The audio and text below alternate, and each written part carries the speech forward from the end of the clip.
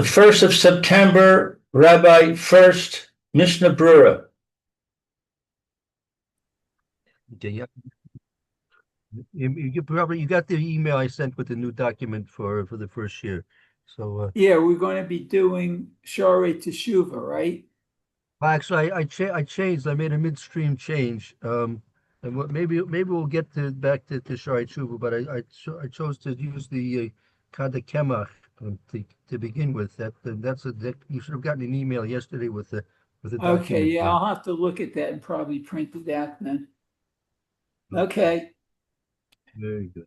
All right, but for now we're returning to our Mishnah Bruce here. Then again in Hilchos Rosh Hashanah, and in terms of some of the laws relevant to the shofar itself, discussed yesterday. If you remember the um,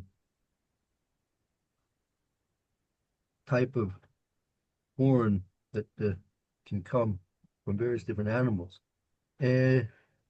So let's return to Tavkuf Pei Vav. Tavkuf Pei Vav. Um, and I think let's start with Sif base. Start with Sif base. Okay. So this is Yes. okay. So let's see. It says, oh boy, Hagozel Shofar Takabo Yatsa Afilu Lo Nit Yasu Shu Ba'alim Mimenu. So if one stole a shofar and he blew it, he was Yotze. He did his obligation. Wow. Now, Even you have to remember that sometimes people you can have an outright thief. There's no question about you can have an outright thief, but sometimes people like they they they think they're doing something okay, but it really turns out to be stealing, like borrowing without rishus. Borrowing without rishus is really geneva in most cases, right? right. So we'll see. We'll try and see what the Mishnah Berurah says in terms of guiding us in this Inyan. Okay, so that brings us to that's a short machaber.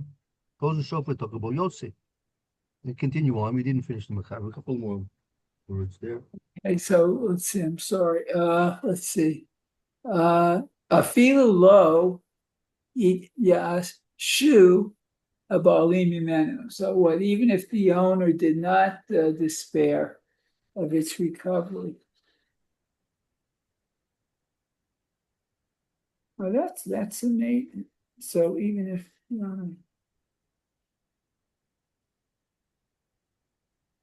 Right. Even if the Baalim did not give up hope of getting back their shofar, nevertheless, he's still Yotzi by blowing a shofar which was technically stolen. Let's see the Mishnah Berurah here. I think I remember when I was in the States.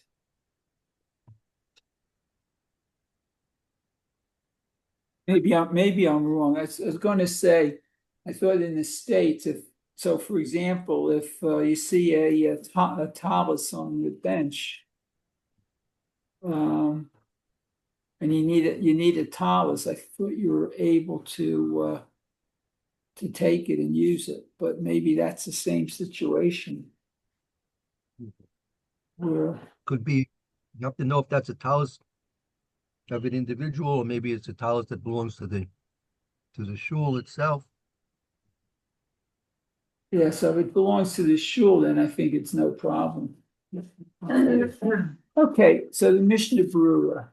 I think I remember something about that if it's for a mitzvah, we can presume that the owner would want you to do a mitzvah with his object, and therefore you're allowed to borrow it.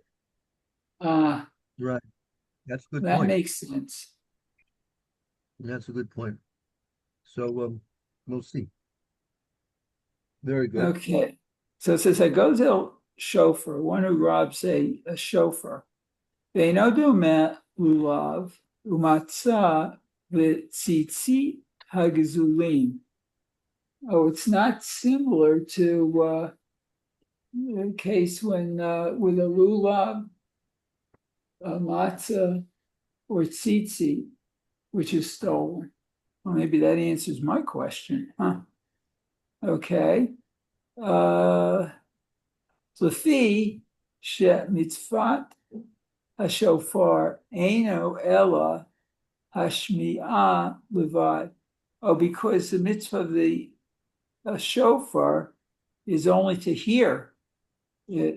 Right. Not okay. Wow. Right. As we remember, we say the bracha we make is Asher Kiddushanu b'mitzvah v'tzivanu l'shmoya kol shofar, to listen to the sound of the shofar, which is indicative of the fact that the mitzvah is the listening, not actually the blowing. Right. When it comes to lulav, right? When it comes to lulav, you need to shake the lulav.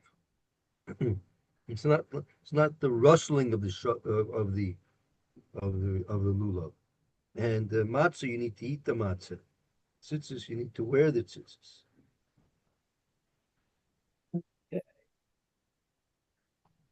So she says, okay. Okay. Is only to listen. Okay, the ain b'shmiya call Yinei Gazel. Oh, but if you don't listen to it, it is considered stealing. So that by the case of the shofar, it's only a shmiya levad. The ein and b'shmiya is called dini gezel. There's no halakhic theft in the sound. You're not stealing you can't steal a sound, right? When a person, if he would forcibly go and steal a shofar, so he's physically taken the object of the shofar out of the domain of its owner. But first of all, number one, when he steals the shofar, there's no sound coming from the shofar at the time. Number one. Number two, when he is going to be blowing the shofar, right? That sound that he's blowing is coming through his efforts, right? That's not the sound of the owner's blowing. It's the blowing of the shofar, which belongs to the owner, which is making the sound, but it's only through his participation that the sound is actually, the air is being blown and the sound is being emitted from the shofar. So there are no legal aspects of theft in the actual sound that's being heard.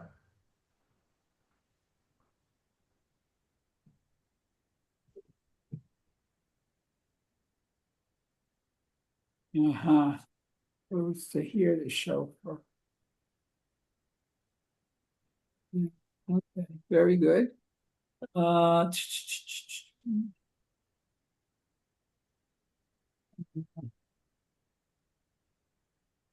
see. Where did I leave off? The ain b'shmiya. Okay, called Dinei Gazel. Okay. Sharei b'shmiya eino nogeya b'shofar klal. Okay, so it's basically what we just said. Ulefikach afal pi shetakabo b'isur gazal. But therefore, if he does blow it, he is an Isur on Gezel. Huh.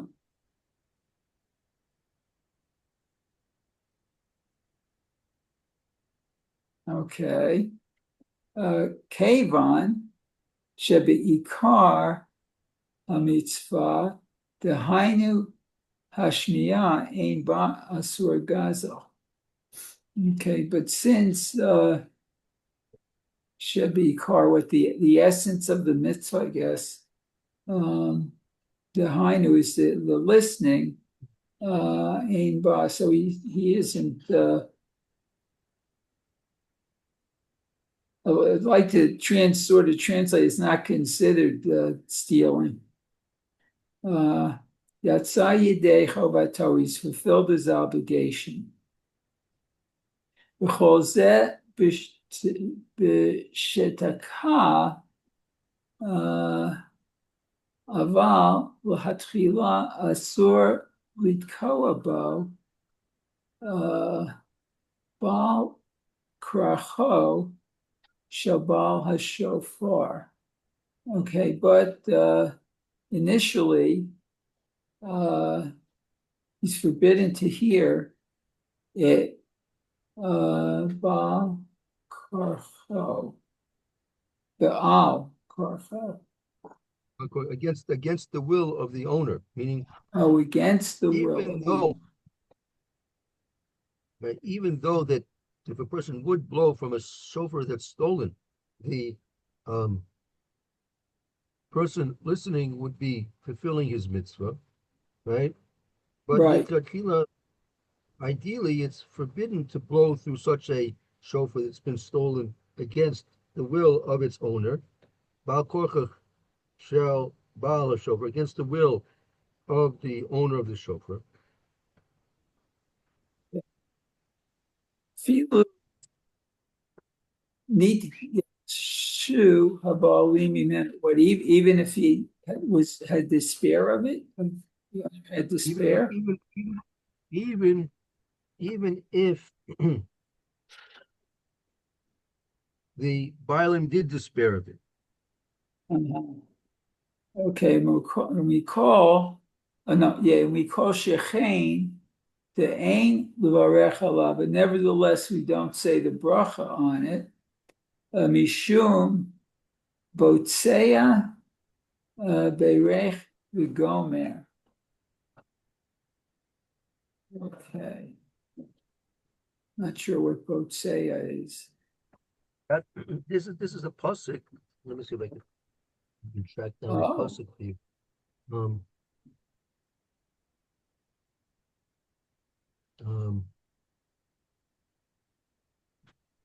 If I have a source for that one.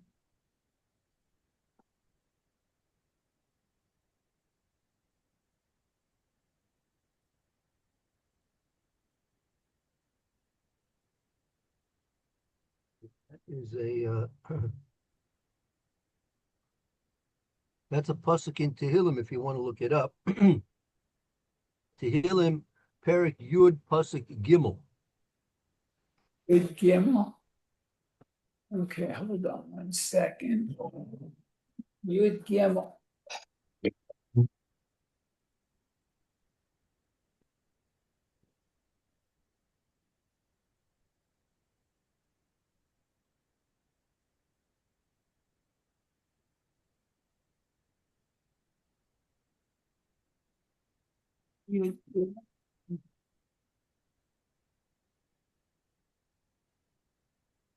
Yud Gimel says, let's see.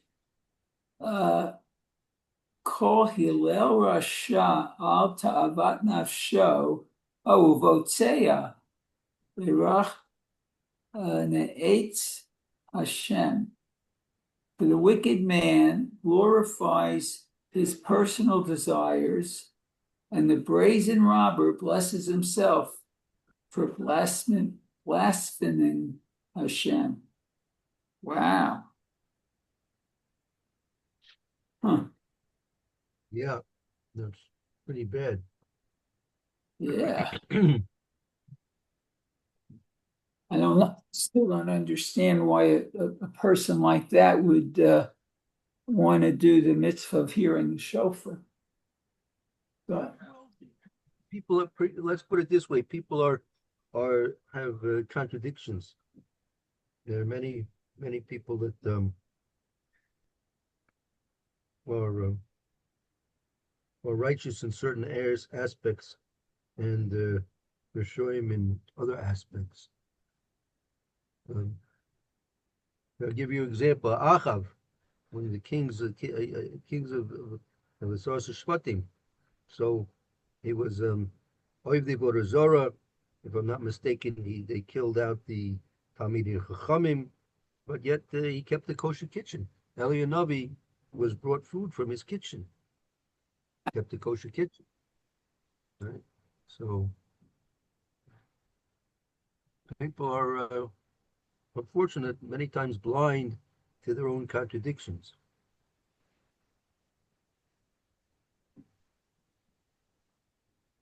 Right. Okay. So that's why you can't make a bracha. Meaning, so there's two things. First of all, that if a shofar was stolen and you did blow from it, the people hearing the sound of the shofar being blown will fulfill their mitzvah through the listening of a shofar has been stolen. However, l'katchila, ideally, you're not supposed to do that. You're not supposed to steal a shofar and then blow through it to fulfill the mitzvah. Not only that, even if you did, you're not supposed to make a bracha on such a mitzvah. That mitzvah, even though a person will get credit for listening and doing the mitzvah, to make a bracha on such a situation is only something which is going to be disgusting in the eyes of a Kadosh Baruch Hu, so to speak. Right. so okay, El Siman. Okay, so it's pointing us to Siman Yud Aleph Sif in the Biur Halacha. Afilo haya yeush, what even if he has despair, the shinoi reshut, o shinoi hamaaseh, gam kein ein kedai levarech. Okay, so even if it changed possession or changed, I guess the function, hamaseh, maybe.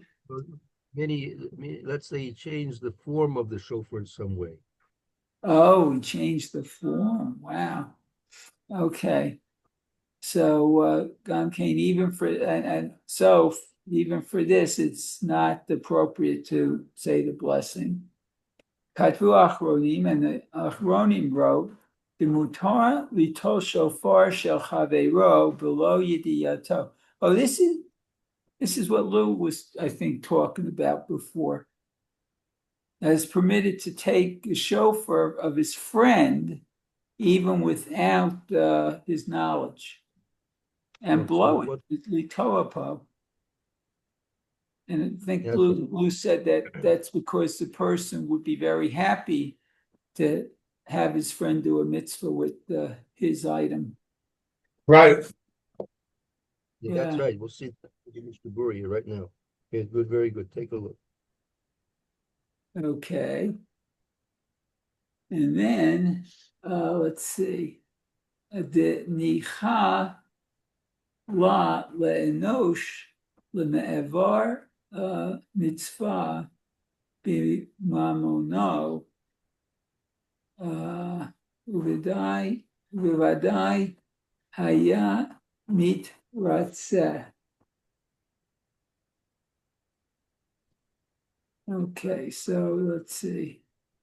The nicha. The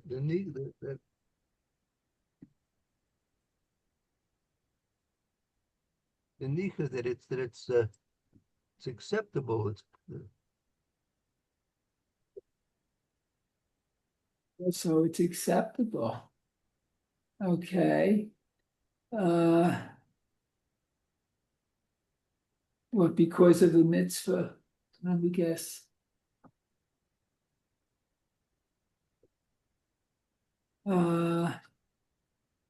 Mitzvah b'mono. Oh, no. Actually, maybe even better, and even maybe it's favorable. It's favorable for a person to have a mitzvah done with his possessions. Oh, no is his possessions. Okay. Ukivadai haya mitratzeh. Okay. And certainly if he wanted him to, mitratzeh. Yeah, and definitely, Bavada Mitzratza, he's definitely approving, and Rishai is permissible to blow with it. Oh, to blow it with him. Okay. Call Hamea Kolot Afapi Sheino Medina, and all 100 sounds. Even if he's not in the Medina, um,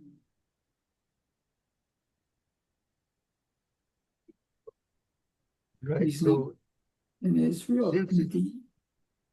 since it's favorable for a person to have his possessions used to do a mitzvah, right?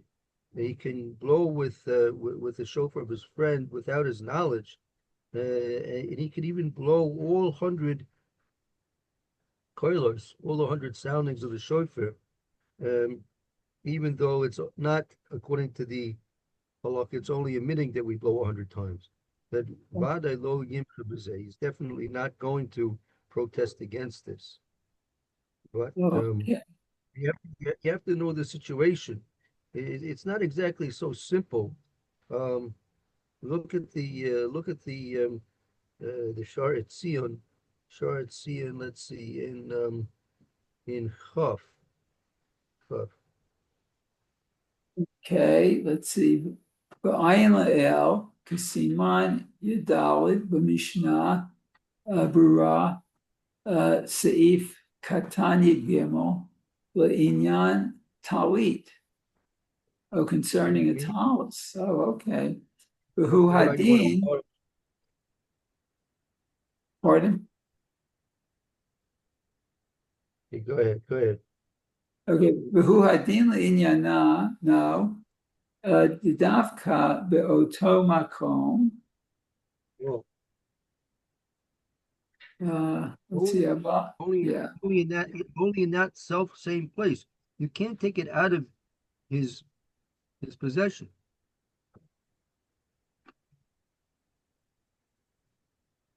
Oh, but you could use someone else's talus as long as it's in the place where the talus was.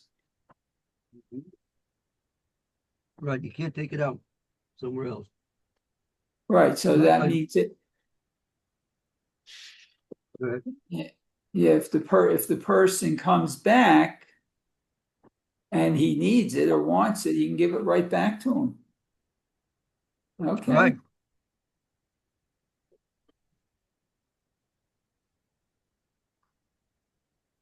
Okay, so let's see. Oh yeah.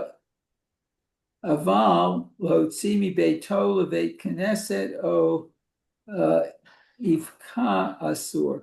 Right, so you can't take it out of the from his house or from the Beit Knesset or from I'm not sure ifka.